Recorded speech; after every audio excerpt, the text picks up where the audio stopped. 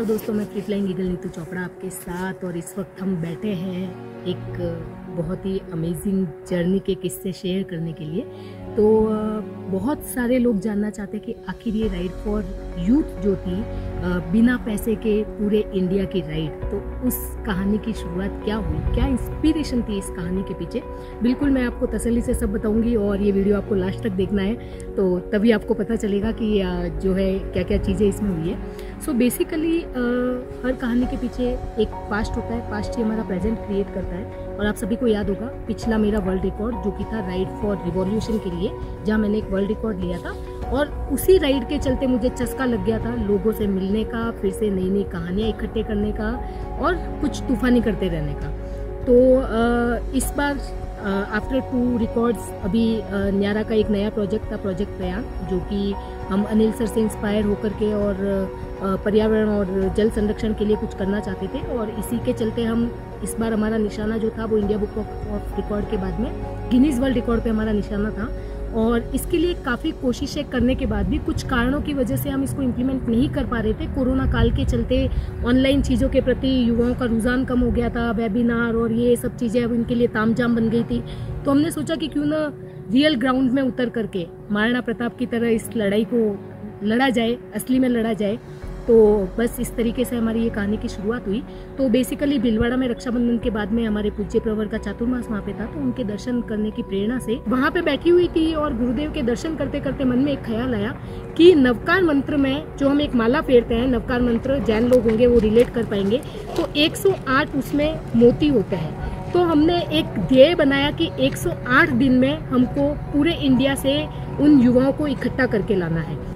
तो इस बार मैं अकेली नहीं जा रही थी, इस बार मेरे साथ में थे न्यारा के प्रोजेक्ट मैनेजर मुकुल शर्मा, जो कि 20 वर्ष के नौजवान थे। और इस बार उनको लगा कि सारे लड्डू मैं अकेली क्यों खाऊं, तो लड्डू बराबर बांट लेते हैं। तो उन्होंने सोचा कि चलो वो भी मेरे साथ में राइड पे चलेंगे। तो इस तरीके से इसका एक बेस प्लान बना था। और जयपुर राजस्थान की कैपिटल है, तो हमने सोचा क्यों ना राजस्थान जयपुर से हम अपनी आवाज़ को बुलंद करें और फिर इस आवाज़ को हम दिल्ली तक लेकर के जाएं।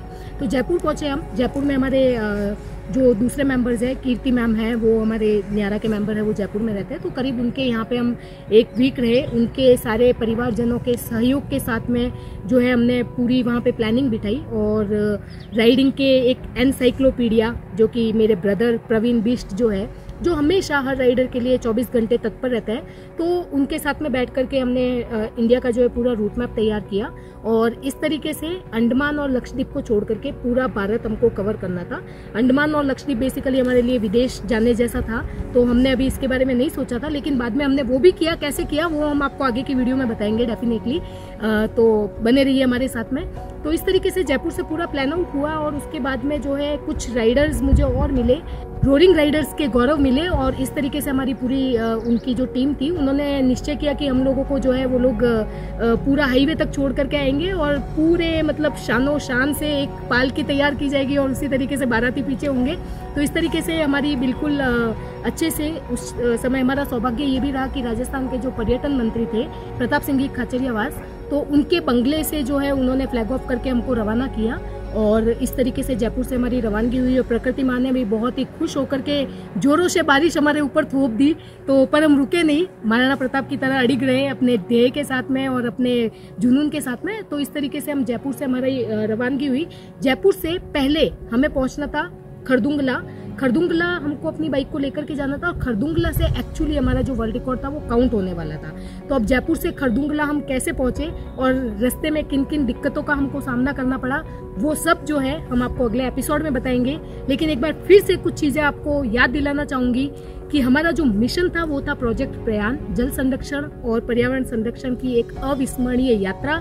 इस यात्रा में लाखों युवाओं को जोड़ना और भारत के युवा मिलकर के एक इतिहास रच सके। वो इतिहास था गिनीज वर्ल्ड रिकॉर्ड, क्योंकि हमने सबने डिस्को पार्टीज देखी है, नाइट आउट्स देखे हैं। और पिछली बार ज्ञानोदय के तहत हमने ये सिद्ध किया था कि रात को डिबेट नामक वस्तु भी हो सकती है। और 25 घंटे 30 मिनट तक भारत के युवाओं ने डिबेट करके ये साबित कर दिया कि ऐसी एक्टिविटीज भी कर सकते हैं। तो इस बार ये एक्टिविटी कुछ तूफानी होने वाली थी, जहां पूरे इंडिया से लाखों की तादाद में गिनीज वर्ल्ड रिकॉर्ड में जो है हमारे साथ प्रोजेक्ट प्रयाग में एक वेबिनार में पूरा इंडिया हमारे साथ में जुड़ने वाला था। अब आगे क्या होता है इसके लिए बने रहिए हमारे साथ अगले एपिसोड। Thank you.